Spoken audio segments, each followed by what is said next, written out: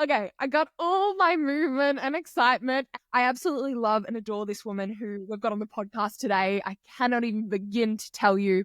She is just, she's the freaking best. And it's really funny because when I first met Kate, I was really worried. I was like, oh, she looks intimidating, okay? Absolute freaking boss, incredible at what she does, but intimidating AF.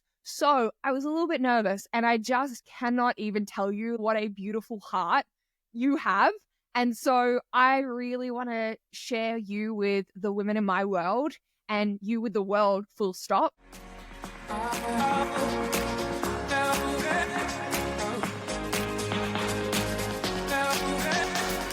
Katie, thank you so much for coming on the podcast. I can't stop gushing. I love you so much. I'm so glad we had our moment of realization together. And that, like, when you met me, I wasn't a bitch. I was like, let me curl your hair. Yes. Thank frick for that. I would love to start off with going deeper into what a lot of people don't see and what a lot of people may think of, oh, well, things just seem to fall into place for her. She's got lucky. Where have you experienced this? Is there someone who has said it? Is there someone who's said something about it that is really like we need to dive into? Yeah. And it actually impacted me for a long time and I didn't even know it. But when I first started my business, I did so because I got fired from corporate. And I was like, I'm going all in. And we can get into that later if you want. But it bet on myself, went all in, invested in someone to tell me, what do I even need to do to get this started? I knew nothing. And it didn't take me very long to start creating results in my business. If you give me a task, I'm going to go do it. I can figure anything out. I tell my son all the time, we can figure literally anything out. Do not underestimate me. And I figured it out and I started really gaining traction in my business online. I was just posting like God knows what, probably god awful content, but I still was doing it and people were finding me and they were reaching out and I was signing clients in a very short time as a coach on the internet who just started her business. And then I don't know how long, maybe like 6 to 7 months in, I started collaborating with someone. And this person had a massive audience and they had a lot of pull in their community. They were like internet famous and it was all on Facebook. We weren't even over on Instagram yet. And she invited me to collaborate with her. And this is someone I knew deeply and trusted. And I was like, yeah, sure. New business owner. Sure. I'll do whatever you say. And we had a really great moment. I mean, really great. Like, I think we worked together for almost a year and it was awesome. We were really just doing things so differently and there was a lot of success. And then ultimately things didn't work out as they do with collaborations. And I was essentially fed the story. This is where I got air quotes lucky is, well, I put you in front of my audience and everyone's signing with you, everyone's working with you because of me. Like you wouldn't have this unless, right? And that stuck with me for a long time. And I actually know there's a lot of people that go through this that just don't bring it up because it's very painful, actually. It's very emotional to experience like a collaboration breakup as an entrepreneur, especially when there's like hard feelings involved. And it stuck with me for a long time. And especially in, the year following, I had a really terrible year. And I always told myself, well, it's because you went off on your own. It's because you didn't actually build this. And looking back, now I realize, like, actually, no. Actually, no. Like, if I weren't out here doing the work, if I weren't out here building my brand and taking chances on myself and showing up like I was, I never would have been asked to be in the collaboration. People wouldn't reach out to me to work with me if they thought I was full of shit. I was doing everything I would have been doing on my own, right? And is there silver lining to collabs and did I get some opportunities? 100% so grateful. But the only reason I got those opportunities is because of me and what I do and what I did. Plain and simple, period. And that's my lucky story. I resonate with this so deeply, and I know that so many listeners will, because there is so much power in collaborations.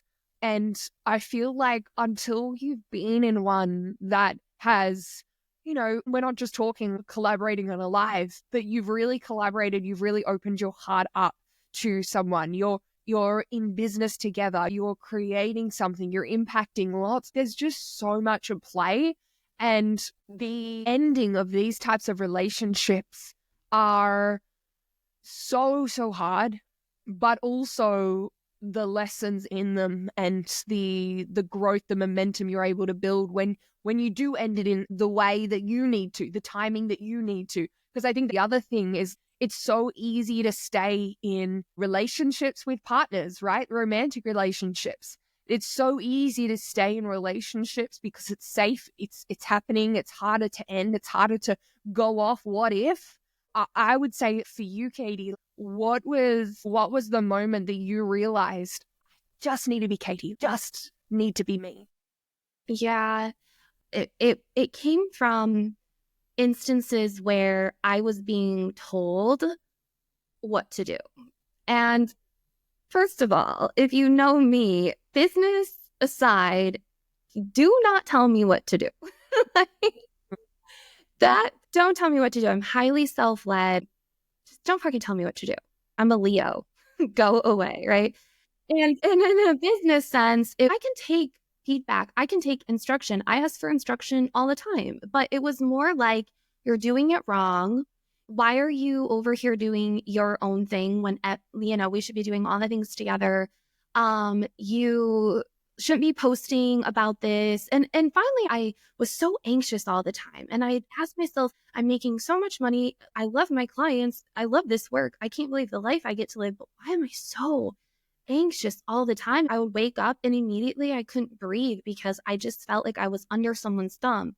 And I started my business so I would never be under anyone's thumb ever again. And I think it was peppered, all those little moments like peppered me with anxiety and a limitation. And I remember having a conversation with this person, and she compared my business like this. She said, what I have built is a 5-star restaurant, and it's full of all these luxury meals. I don't know why she was using restaurant analogies. And then she said, your business is like a little bakery, and the big business goes to the little bakery to get luxurious desserts because it's needed, because we don't make those in house. And it was just in those moments, me and my personality, now that you know who I really am, I'm larger than life in the most understated way. And for someone to tell me I'm a little bakery, as much as I like, if I owned any kind of food place, it would be a bakery. So I was just so like, God, stop capping me. Stop telling me what to do. Stop telling me I'm doing it wrong. I'm never going to thrive if I'm constantly being talked to like that and told those things. And so ultimately, I just decided I have to get out. Yeah. And look at you now. Look at you now. And like, I had the absolute pleasure of meeting Katie as both speaking at an event last year together, and literally core life memory, core life moment, Yes. because I'm so grateful that we have crossed paths. But the woman you are now, and people could say, oh wow, how lucky again. But it's things like that. It's ending. It's the tough conversations, the tough moves that feel so like, this doesn't feel exactly right for business, but it feels right for me. It doesn't feel exactly right for the people we're helping, but it feels fit. It's such a difficult moment and thing to navigate. And I can see that it's built the woman I see today. Let's jump forward, okay? Because you've also entered a new era as well. You've got the short hair. She's just done the photo shoot, the sort of boss mafia like vibe. So Yeah. let's talk about shifting into, like, people talk all the time. Be authentically you, show up as you, be your brand, don't be someone else's, right? And what I really love here is, if I went online, I would see a lot of people using black, using white, using sort of the colors, the vibe that you perhaps use, but it doesn't feel the same. It feels very different when it comes to you. And I would love to talk about how you've found your brand in a sense. I love this question because this changed everything. This is what my talk was about at the event we both spoke at, and it changed everything. And I think that one of the first ways that I was able to make my content, my feed, my brand mine was taking a good look at it and asking myself, is this actually who I am? Does this look like me? Does this sound like me? Does this feel like me? Is this me? And the answer was a very loud no. Because if you knew me today and I still had the same feed I did a year and a half ago, you'd be like, what are you doing? It was very pink Barbie princess, rainbows literally, and little light prisms and puffy pink cotton candy clouds. And to say that out loud is, if you scroll, you can see a very clear stop in the pink. And then I came into what I call the dark side. I realized that I looked at me, I looked around my house, I looked at just everything that I've always been. And although I do have a bubbly, fun personality, I'm girly, I love all that, but I've always been very neutral. But when the whole mob wife thing came out, I was like, dude, I've been doing that since high school. That's old news. That's just my style. And so I started changing my aesthetic to match me, right? And not even just how it looked, not just the colors or the photos, which were very important. And I think photo shoots are highly underrated as moneymakers. But it was the tone. It was what I was saying. It was saying, here's 8 billion content hooks for the month. Love you. Let's be best friends, to like, bitch, I don't care about your content hooks. We're going so much bigger than that. Like, right? And it kind of ties back to what we were just talking about. I realized in that it wasn't just me posting pink because I thought that was cute and that's what everyone likes. It was also me staying small.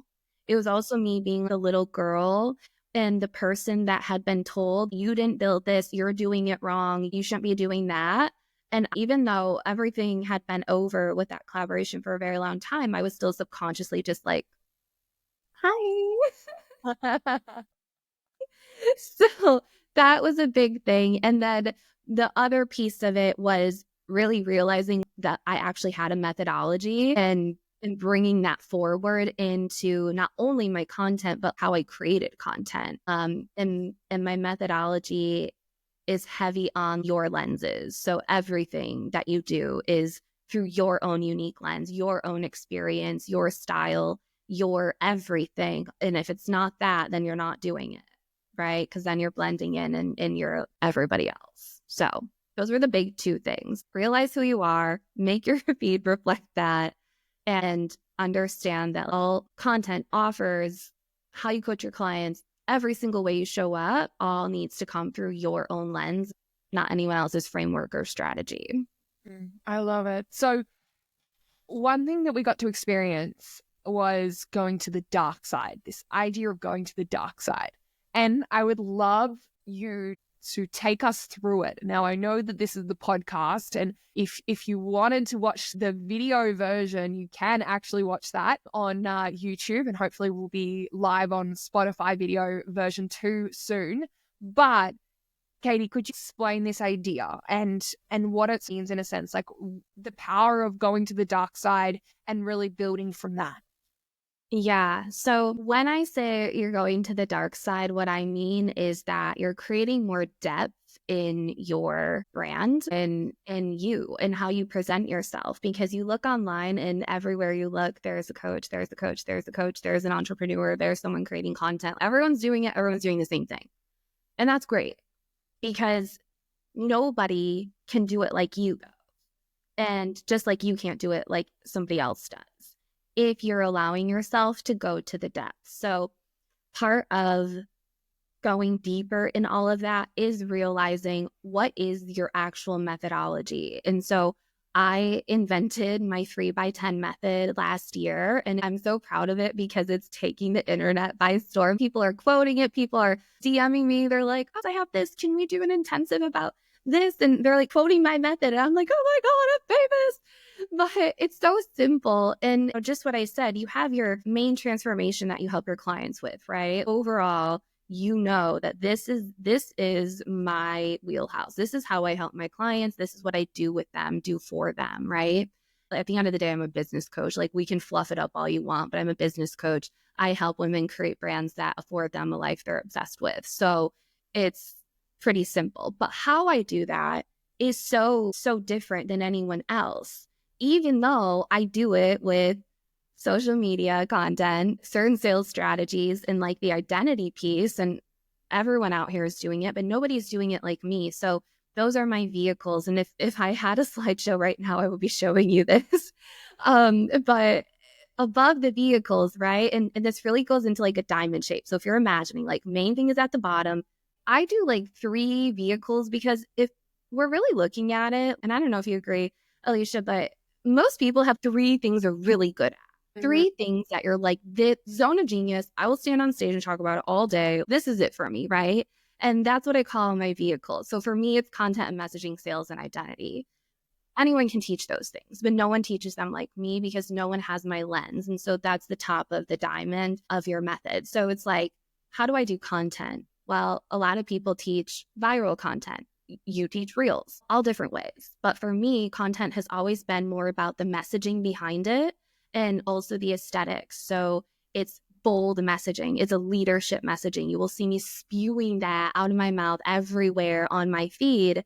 And you will also go to my feed and see the aesthetic is very on point and it's very me. So anyone who knows me knows that what they see on my feed is the amplified version of who I want to be. And because I'm sticking to that, it takes me deeper, right? I could talk about content. I could talk about, here's how to make a hook. Here's how to create content that converts. But I go deeper into how I do it. And that's when you go to the dark side. Yeah. Because, if you're thinking about like swimming in a body of water and you go deeper and deeper and deeper, it gets darker. And a lot of people don't want to go there because it's scary, right? No one wants to go to the bottom of the ocean because God knows what's down there. But the deeper you go, the more standout you're going to be, the more magnetic you're going to be, the more money you're going to make, the more opportunities you're going to get. If I didn't have this methodology, I wouldn't have been speaking on stage. If you didn't have your methodology, you wouldn't have spoken on stage, right? And so for me, that's the dark side. It's not, a lot of people are like, I'm going to turn my pink feed into black. I'm like, no. If you're pink, you rock that. That's not what we mean. Look, like, it's very rare that I'll be wearing all black, but I am wearing all black today, and it's not even about we're going to the dark side. Therefore, see you later, Alicia. Pink, we've got to go out. But I really, really love this because, one, hearing we're going to the dark side, very intriguing. It's like, oh, what are we doing? But yeah, I think it's so spot on. And I love the timeliness of this, because just yesterday I was saying this surface level content is just not enough anymore. People want to go deeper. And it's the coaches, it's the business owners who are willing to go deeper, who are willing to take their audience deeper through the content they're sharing, be it carousels, be it stories, be it lives, be it reels, right? It's when you go deeper that you then get to stand out. And it's so in line with going into the depths, going to the dark side. So I'm like imagining it before I closed my eyes. I was like really getting into a moment. I better open my eyes. I don't want Katie to be like, what time is it? Have you fallen asleep on me? Girl. Never. If you're driving, do not shut your eyes. Okay. Please. I don't want someone to pull you over or the ambulance to come and be like, what happened? And like, I was listening to Alicia and Katie and she said, close your eyes and let's go to the dark side. But you get Not it. Not literally. Okay? Yes, please. Okay, so if you are driving, if you're somewhere where you can't shut your eyes, don't. And just really, really imagine. But Katie, could you talk us through? I would love to be able to guide our listeners into getting into that mindset of going deeper, to understand and go deeper on messaging, go deeper on who you are and who you help and really what it is that matters, that really connects, that really transforms, that pivots. I would love you to guide us through perhaps some questions or some thoughts that you take your clients through in a sense. Yeah, I love this question. Someone actually just asked me this on my mastermind call earlier today. Like, how did you create your methodology? And she literally asked, how did you go to those depths? And what I told her is, number one, the reason that I created the 3x10 method is because I wanted to teach other people how to create their own methodology, not to say I use the 3x10 method, not to say anything about me. It's not about me. My whole thing is I want to give you the stage. I want to give you the mic. So here's how we're going to create your method that's branded. It's going to be your $1 million method. So number one is owning it. Because I think a lot of entrepreneurs will come into the scene, they'll start, scaling their business, and then someone comes along and says, this is the framework, this is the way, this is how, and they kind of latch onto it because it's a little easier to follow someone else than it is to follow yourself, right? And instead, you always have to pivot. You always have to come back to, what is your creation? What did you create, and why? Because you'll never get tired of that. That will always work for you. This is what I told my client. I said, if you were to grab someone else's strategy and experience success, you'd be like, cool, but ultimately you're always going to stay where you're at because there's no massive successful company that is making bank because, like, imagine Apple, oh, I borrowed like Google's strategy. No, this is about being an innovator and trusting the ideas that you have because you have these ideas for a reason. I'm a spiritual person, and I believe that we are given our ideas for a reason, and it's either to run with it and do it or pass it on. And so if you're feeling it, go with it. That's number one. Like, you have to allow yourself to have your own creation and own it and know that it's going to work and it's good. It's not only good enough, but it's going to change so many people's lives. That's number one. The second thing is, do you actually like what you're doing? Do you actually want to teach what you're teaching on? Do you actually want to use the method you're using right now? Do you actually want to serve the type of clients you're serving right now? Or is it someone different? I think you mentioned this earlier, that sometimes you're scared because it means letting go. It means saying goodbye to something you've always done or you've always known, and you're kind of venturing into the dark side, and it's scary. But if I look back at every massive jump I've ever made in income, audience growth, opportunities, it's always because I've owned my shit. And I've owned that this is my idea. This is why you need it. This is my big vision. It has nothing to do with anyone else.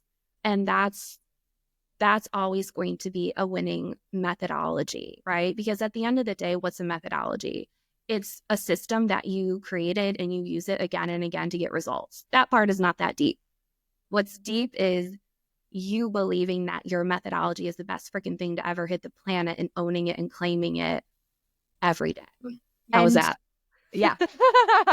Yeah, letting it all land. I think that's so bang on. It's clear that you are where you are for many reasons, but one thing in particular that I know a lot of business owners perhaps would have liked to admit, it's not something that's really sexy to work on, but the boundaries we have in our business.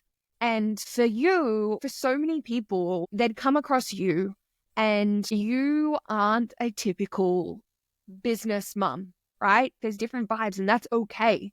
But one thing that I was really in awe was a lot of the time I completely forget because you're able to compartmentalize. Is that the word I'm going for? You're able to have these spaces. You're able to be different versions of you. And it all isn't just sort of one. You're Katie. Full stop. Yeah. Okay, yes, you're also this. Okay, yes, you're also this. And in order for you to be able to have these different areas and work I'm sure there's times where it doesn't exactly work so well. But for you to get to this place today, I'm sure you need really incredible boundaries with yourself, with your clients, with those around you. Can we talk through how you've been able to create what you have with all the other things externally from business? Because it's so easy. I've been dealt pretty crappy cards right now. I can't play big still. I can't do this still. Can we dive into this? I love this topic because this is something I'm really proud of, and I used to be ashamed of it. But why were you ashamed of it? Can I ask? Because for a long time, I felt like I was prioritizing my business over everything else because I was in fight or flight to make it work.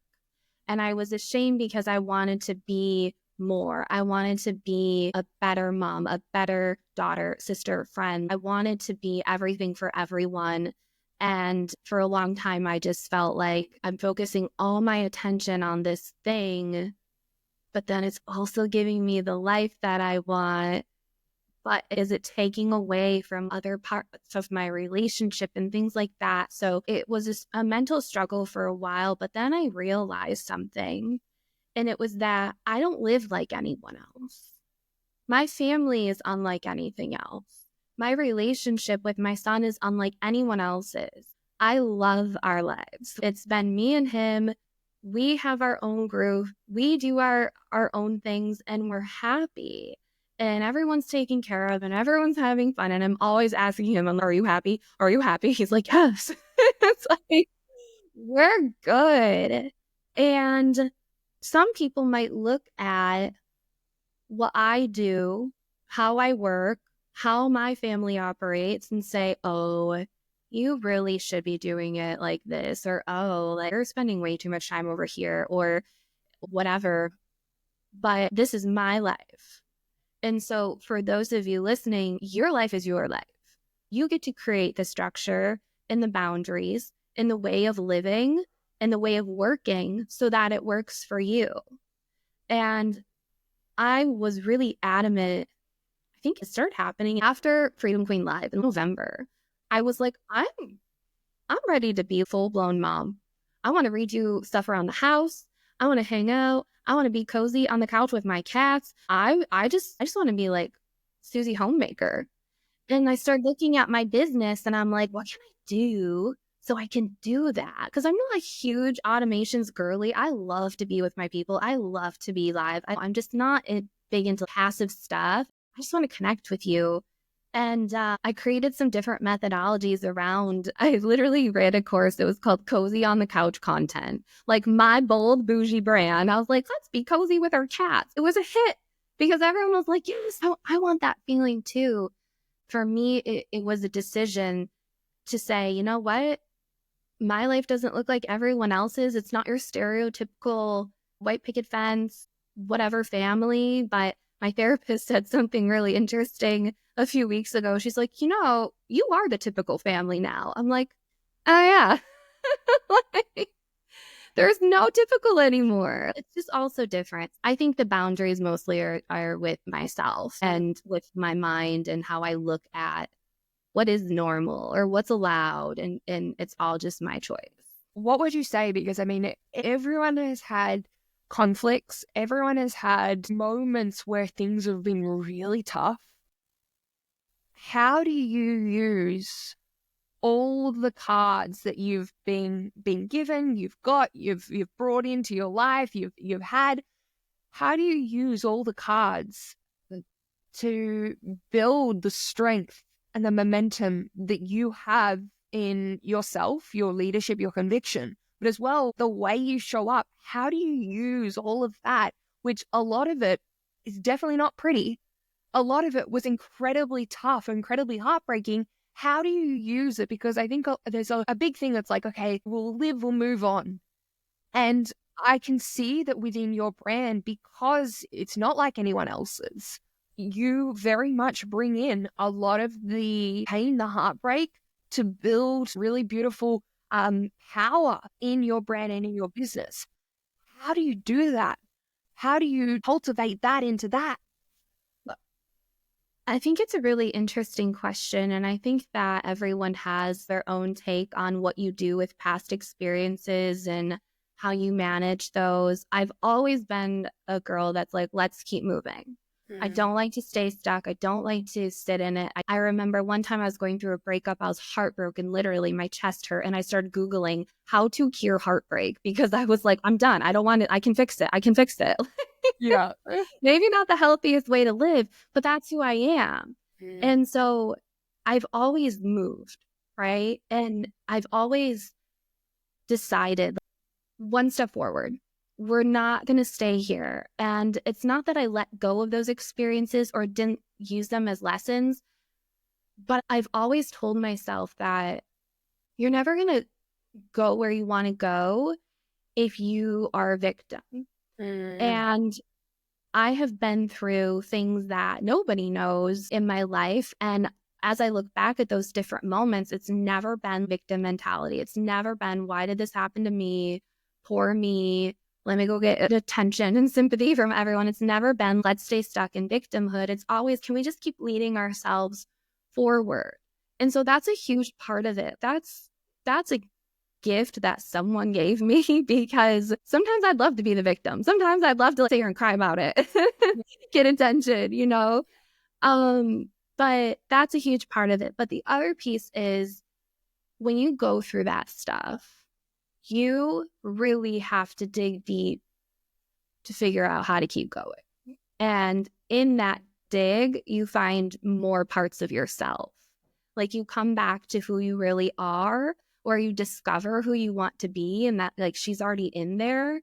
And I think that's how I mostly use everything that has gone on, everything I've experienced today is looking at it as just another opportunity to get to know myself. I hate the term like highest self, but that's kind of how it feels. It's just me every day. I'm always a new version every day. And I think that's really how I use those experiences. Yeah. And for clients who do come into your world, and right now we are taking sidestep. Transition. But they've come into your world and you're focusing in on the identity piece. You're focusing in on the brand and the messaging, right? So what does that look like? Can you take us through a client who has experienced something incredible? Can we break down the shifts that it took to get there? Yeah. This is always the story I'm most proud of, and it's always the same. So, and that's why it's such a huge part of my methodology. When I have celebration calls, we're always celebrating. Sometimes I'll just have straight up celebration calls. Let's get on Zoom and talk about what we're so freaking proud of. Who have we become? And anytime I ask a client, what has shifted? What helped you get this incredible result? It's always that they became more self-led. It's always that they became a true leader. And in my mind, a true leader is someone who leads themselves and cares for other people. And of course, people are going to want to come with you because of how you make them feel. I can't remember what call it was, but there was 5 gals on, and every time someone came up, it was the same story. I created this, but my biggest win is becoming someone who could make a decision and stick with it, not be influenced by anyone outside of me, have a shit day and keep going, have a flop launch and do it again and make all the money. It's always that. And so when we think about what are those shifts to go into being self-led, it's what you do every day. It's how you move. It's not this big, like, now I'm a leader and now I get to do this. It's every day, how are you showing up for yourself and really choosing to claim it? You're extraordinary. Even the fact that you're sitting here doing your thing, posting content, selling your offers, that's extraordinary. Most people in this world would never dare. And so you showing up and doing that daily, it's like another drop in the bucket, another drop in the bucket. And pretty soon you look around and you're like, wow, this is who I became. This is what I created. I have those moments every day now where I look around and I'm like, shit, I did a pretty good job. But it was just moving through day to day, being a leader. And that's it. There's no secret strategy.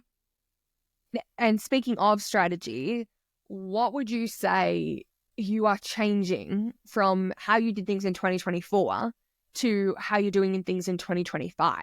At the time of recording, we are in our first month of 2025. I've seen a lot of people be like, this is the year that I do this. This is the year that I do this. This is my $1 million year. But a lot of people are still doing the exact same thing they were doing last year. And it's like, okay, we are already halfway through the first month. If you haven't made these changes, if you haven't made these shifts, and you've literally just unpaused from where you paused 2024 from, nothing is going to change. So I would love to dive into your mind of what are some things, if you look back and if you put that sort of your own mentor of your own brand on your business, what were some things last year that you're like, we're shifting this year because of XYZ? Yep, I love this. Okay, so number one is last year, I did so much lead generation, like so many events, so many free things, so many low ticket, and it all paid off. I don't regret it. That's exactly what I was supposed to be doing because it popped off. But then towards the end of the year, I started realizing once things start popping off, and what I mean by popping off is you're making hella sales. I hit my first 50K month, let's freaking go, right? Lead generation never stops. That's not what I'm saying. But once you get to a certain point in momentum and notoriety and people know you and your brand is growing bigger, when you keep doing that, it almost trains people to just keep buying low ticket or wait until you have the next free thing. And it attracts people like that. And I remember towards the end of last year, I only want to work with leaders. I want to work with people who are all in, who have a big brand vision, who want to go larger than life. And so I realized that in my selling habits, I needed to stop selling these smaller programs so often and just start selling my core programs, right? You want to come work with me, you're going to come into the mastermind or come into something else that I'm doing that's not $27 or free. And it was interesting because once I pulled back on those, you saw a certain section of my quote unquote clients like zoom, like go to find the other cheap thing. Then you saw all of these dreamy, aligned, perfect, let's freaking go. I'm ready to invest. I don't care what it takes. People coming into my programs like that. And so that's one thing that this year, of course, I'm still going to do lead generation. Of course, I'm still going to do low ticket stuff because first of all, it's fun. And secondly, that's not a season. You're always doing that. But I'm really pulling back and putting out offers that are extraordinary, that will help you make an actual transformation, that are more long-term mentorship than a quick 3-day thing. And I'm also adding in offers that are not status quo. So in my offer suite, now I have retreats. I'm doing an in-person event, not a retreat, but an event in October that's unlike anything I've ever heard of before.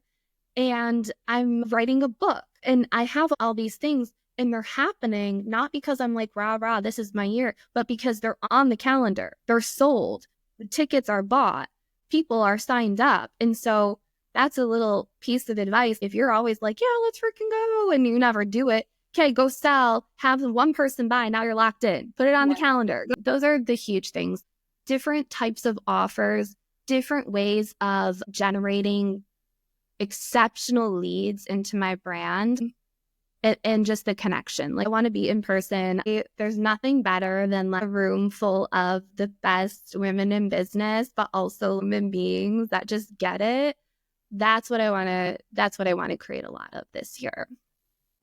And is there anything else in, for example, the way you invested last year versus how you're looking to invest this year?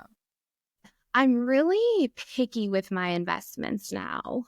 I used to just throw money cool, let's go, because I feel like for a while, and I don't know if it was just the era or just a time in everyone's business that they go through. Once you start making money and you see all these different opportunities to learn something new or be part of this, and you're like, well, I have the money, let's go. And it almost became like a status thing, like $1,000 investment is no big deal. And I had this moment last year where I'm like, yeah, we can do that. But also $20,000 is a lot of money. And so I kind of let go of the whole money is energy, money is infinite. I believe that, but I'm also going to be a smart businesswoman and invest in the mentorship I need, but also invest elsewhere outside of my business so that I'm not left with no return. Yeah, 100%. Because I think that's such a big thing. Is like we can talk about messaging, we can talk about how you're showing up, we can talk about your branding, we can talk about everything. But at the end of the day, like if your business were to disappear tomorrow, would you still be okay? Or would everything you have built, everything you've created, everything you've earned be pretty much tied up in your business? And I think that's such a big, big thing that really, really allows you to have pure freedom, I reckon. Pure freedom, because you know that there's all these other things building, gaining momentum as well. Yeah, that's huge. That was a stronger message in the industry for newer entrepreneurs right off the bat. That needs to be a massive message right now because I can't tell you how many people, myself included, ran into terrible hardships in business and the worst time of my life because I wasn't investing elsewhere. I wasn't building up anything else elsewhere to the degree that it would be, okay, let's dip in. We can live off this. Yeah. That needed to really ramp up. And it took going to the depths, not the good depths, the terrible depths of hell to learn that, like, that's going to be something really important for me. Yeah. So, Katie, look, I want to end this episode on a like quote or something that you live by, a quote that you've heard, you've read, that has literally like changed your DNA in a sense. It's like allowed you to really just start doing, living, breathing in a different way. So is there something that comes to mind? It's something that I say, of course, I'm going to quote myself. Who else am I going to quote? It's something that I always say, and I always tell myself, which is everything's an experiment. Everything you do is literally an experiment. There's no right or wrong. There's no wrong turn. You have to move and you have to experiment to see what you like, what's going to stick, what's going to work.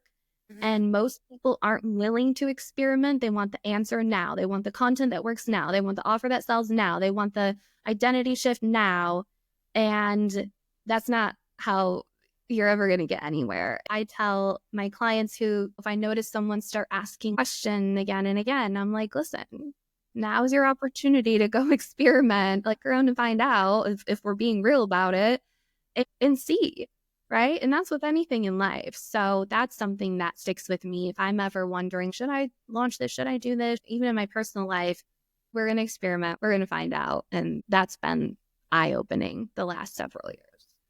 Also, I'm like, do it for the plot twist. That's what I love this. It's so aligned with each other in the sense of the experiment, the plot twist. You are the leader you are because you have experimented.